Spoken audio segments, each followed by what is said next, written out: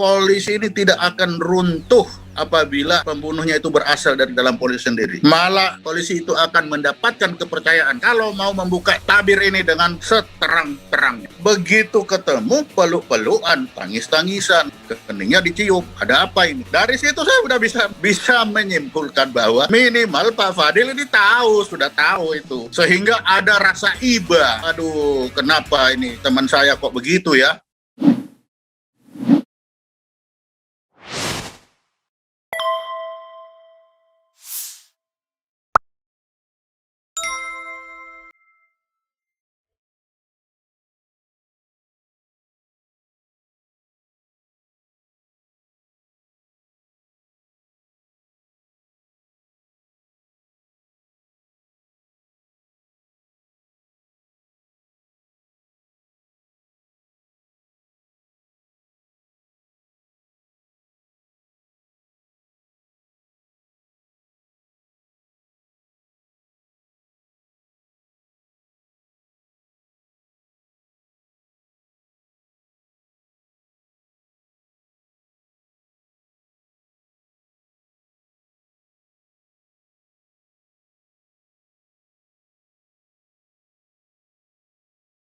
Jadi saya tadi dengar Pak Prof. Suteki itu sangat setuju sekali apa yang beliau sampaikan. Memang sebaiknya begitu. Jadi kalau saya malah bilang kalau TGPF ini itu sudah bisa jadi cikal bakal yang namanya detektif swasta. Karena ke depan kayaknya ya yang penyeimbang seperti ini, detektif swasta sudah bisa dipikirkan lah seperti itu kan. Supaya yang mulai dari penyelidikan tidak hanya satu pintu. Itu yang pertama. Nah, kasus ini memang menjadi menarik perhatian karena mungkin ini satu-satunya di dunia sampai saat ini ya, di mana polisi menembak polisi di rumah polisi, ditangkap oleh polisi, ditahan oleh polisi, yang mati CCTV, kan itu. Awalnya bagi saya ini tidak menarik perhatian, biasa-biasa saja. Ini hanya pembunuhan saja kok. Seorang saudara E membunuh saudara J. Saya mencoba tidak menggunakan pangkat, jadi biar di muka hukum sama orang-orang itu ya. Saudara E nah, tapi menjadi menarik perhatian, ini saudara E membunuh J, tiba-tiba kok Kapolri langsung masuk. Padahal ada kasus sebelumnya di Makassar, itu seorang bintara, sersan ya, sersan polisi menembak juga sersan angkatan darat. Ini antar angkatan. Itu juga tidak sampai ke atas, itu diselesaikan di bawah dengan baik. Nah, tetapi kalau ini, kenapa kok ini menjadi naik ke atas? Nah, lalu tiba-tiba mulai dari Kapolresnya Pak Budi itu, Kombes Budi, bahwa telah terjadi tembak-menembak di rumah Kadis Propam antara saudara E dengan saudara J. Saudara J mati dengan peluru 5 masuk, saudara J membalas menembak 7 tapi tidak ada yang mengenai. Yang ditemukan di situ adalah peluru dan senjata pistol Glock. Nah, lalu berkembanglah cerita-cerita, tapi apa yang disampaikan itu kan hanya cerita yang disampaikan oleh polisi saat ini, sampai hari ini. Yang fakta yang kita lihat, bisa lihat bersama, itu adalah matinya saudara J. Itu fakta. Kita mencoba meningkatkan fakta ini tembak-menembak. Saya mencoba fakta ini tembak-menembak. Karena tidak mungkin orang mati, tidak ada yang membunuh. Oke, saya ikuti dulu logika berpikir dari Polres ini. Tembak-menembak, oke, tembak-menembak. Tapi tembak-menembak belum selesai, sudah muncul pelecehan seksual. Lalu ini yang mana ini sebenarnya nih masalah ini? Kita harus dudukkan dulu permasalahan ini di mana. Karena Pak Kapolres ini datang dengan membawa map, dan dia bilang ini hasil otopsi bagi korban. Maka kalau bicara otopsi itu adalah korban.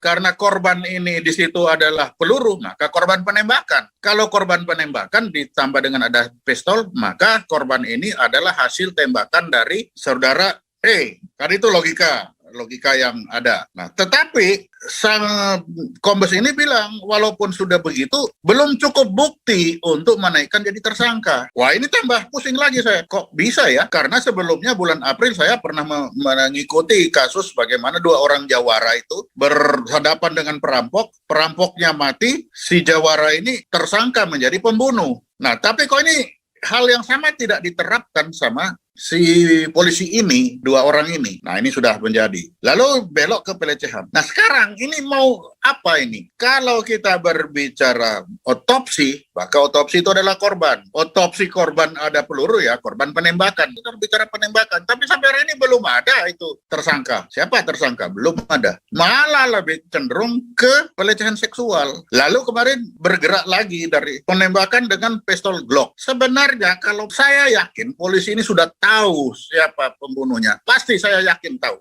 Dari mana? Polisi sudah tahu bahwa di situ ada pistol Glock. Kan dibilang ada Glock. Nah, setiap pistol itu punya nama. Artinya punya nomor. Dari nomor pistol itu akan tahu siapa pemegang pistol itu. Pasti polisi sudah tahu itu. Begitu dia pegang, dia lain nomor. Zaman sekarang nomor itu kan langsung ketemu. Nomor ini pemegangnya siapa? Nah tinggal lihat aja. Apakah pemegang nomor pistol ini saudara E atau siapa? Nggak usah diperbincangkan mengapa pistol ini ada di saudara E ini. Kalau saya bilang ini pistol raja-raja, ya sudahlah. Kalau raja-raja ada enggak nama raja di dalam situ?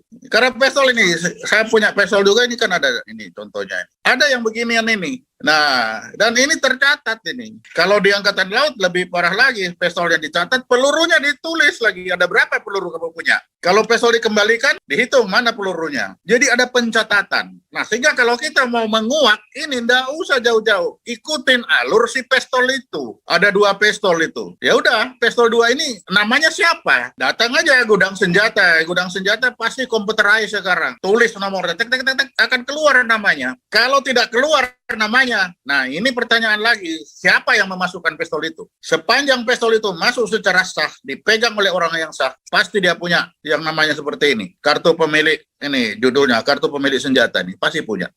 Nah dari situ sudah pasti ketemu. Itu ibaratnya STNK mobil. Jadi kalau memang mau umumkan gampang sekali kok. Lihat aja itu siapa yang pegang, sudah umumkan. Tapi rasanya sekarang di tingkat di polisi tinggal menghitung-hitung. Kalau diumumkan siapa yang rugi, siapa yang dirugikan, kan itu. Atau siapa yang terasa rugi, itu aja. Tapi bagi kita, tentunya rakyat, itu sangat menghendaki. Polisi tidak akan pernah rugi atau tidak pernah runtuh namanya. Walaupun pembunuhnya itu adalah polisi sendiri yang di dalam situ. Walaupun juga itu ada petinggi polisi. Polisi tidak akan pernah runtuh. Dan ini harus kita jaga. Kepercayaan kepada institusi yang namanya polisi. Sehingga seharusnya tidak perlu terlalu berlama-lama untuk menghitung. Semakin lama menghitung, semakin kelihatan itu yang disampaikan Pak Suteki tadi, cover up kalau istilah hebatnya. Jadi pembohongan kalau istilah polisi. Sekali berbohong akan terjadi pembohongan selanjutnya untuk menutupkan pembohongan, kan itu ilmunya dari polisi. Nah ini makin lama semakin jauh nanti. Apalagi di waktu kalau saya ingat kasusnya si Jawara itu tidak keluar tuh sampai kita selesaikan dengan apa tadi bahasa Inggrisnya itu investigasi wah ada bahasa Inggrisnya sudah lah. Saya sampai susah itu mengingat-ingat. Yang mudah-mudah aja kalau pakai pisau itu sulit carinya karena di pisaunya itu enggak ada namanya. Tapi kalau di pistol itu ada tulis ada nomornya itu. Jika tanya pistol kamu siapa pemegang itu bisa jawab dia itu karena ada nomornya. Nah tinggal datang ke gudang senjata. Nah, saya dulu kan pemegang gudang senjata, kunci gudang senjata, kan itu Aspam itu. Jadi tinggal ambil bukunya, lihat, ketemu. Setelah ketemu kan tinggal umumkan pemegang senjata ini. Nggak usah dulu apakah dia yang membuat, tapi pistol nomor sekian dipegang oleh siapa? Sesuai daftar. Selesai kan? Itu sudah meletakkan rel kedua, anak tangga kedua. Nanti ada anak tangga ketiga, keempat, lama-lama ketemu. Tapi anak tangga demi anak tangga itu harus diletakkan betul sesuai fakta di lapangan. Nah, kalau fakta di lapangan ada orang mati, itu sudah fakta, berarti ada orang bunuh. Kan itu aja dulu. Lalu membunuh pakai apa? Sudah jelas dibilang membunuh pakai pistol. Ya sudah, pistolnya punya siapa? Ketemu kan? Begitu pistolnya punya siapa, tinggal ditanya, kamu ada di mana saat itu? Kalau dia tidak mengaku, oh nggak tahu, ya nggak mungkin tidak mengaku. Ya, tinggal ditanya aja, oh, dia yang pegang kok. Nah, seperti itu. Tapi jangan dibuat narasi-narasi yang justru menghasilkan tanda tanya. Misalkan, si Kapolres ketika menyampaikan itu, tiba-tiba dia bilang, pada saat tembak-menembak, Kadif Propam tidak ada di rumah.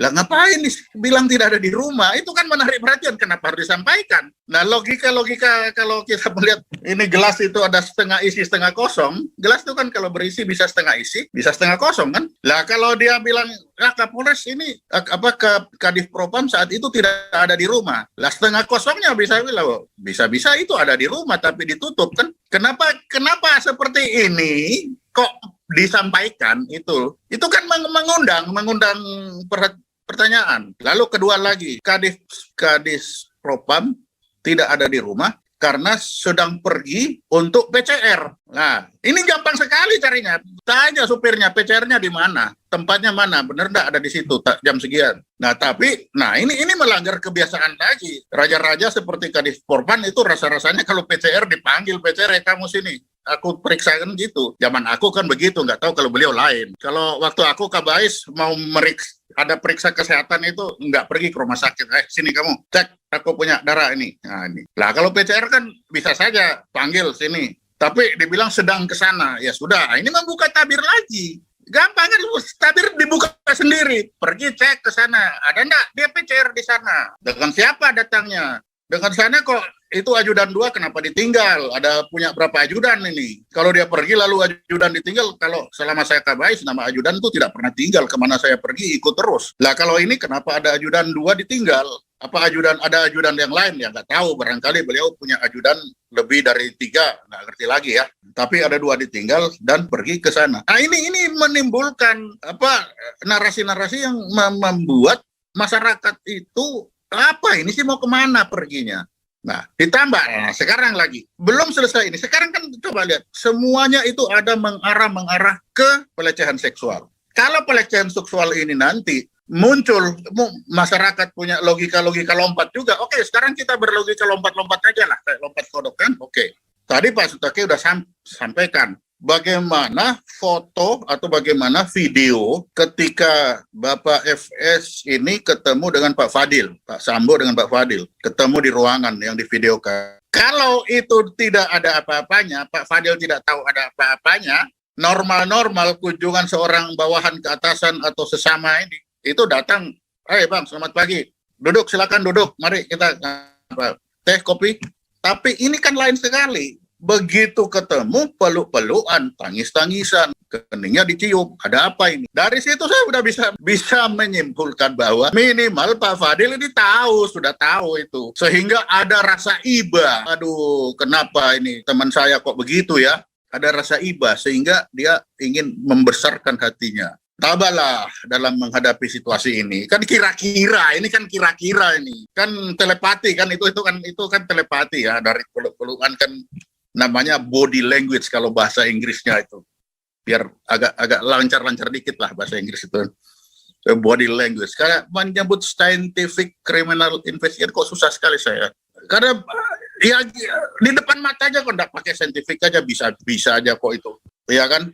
Lalu ini dari kemarin coba saya baca lagi tapi lupa siapa namanya, bahwa sekarang pakai balistik mengukur pistol itu, tembak-tembakan itu diukur pakai balistik.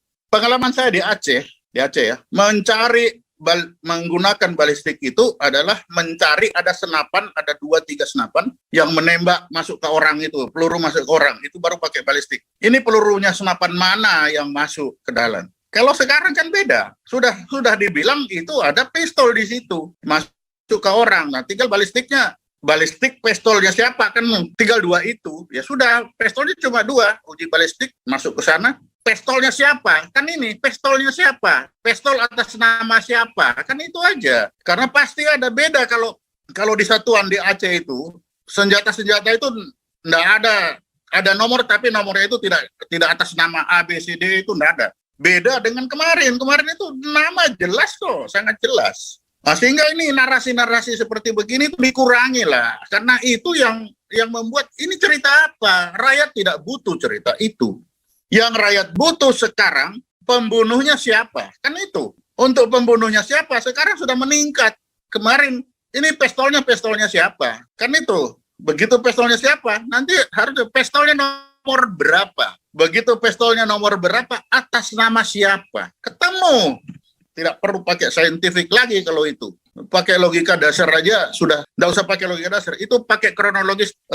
Kalau di Angkatan Laut itu PHST, Perintah Harian Sifat Tetap, bahwa semua harus tercatat tertulis. Dengan mengikuti catatan itu semua akan terang benderang. Jadi kalau kita judulnya hari ini menguak, ya mari kita menguak aja dari catatan harian Sang Pistol. Itu aja. Karena Sang Pistol itu punya catatan harian. Mulai dia datang, mulai dia diserahkan kepada orangnya, siapa yang pakai, berapa peluru yang diserahkan, berapa peluru yang masih ada catatan hariannya. Dari catatan harian itu bisa minimal terkuak siapa pemegangnya. Pada hari itu, tanggal segitu, pistol itu ada di mana.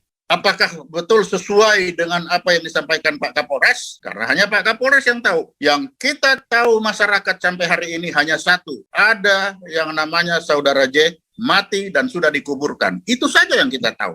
Yang lain-lain itu ada logika-logika yang timbul berdasarkan apa yang disampaikan oleh polisi. Itu saja.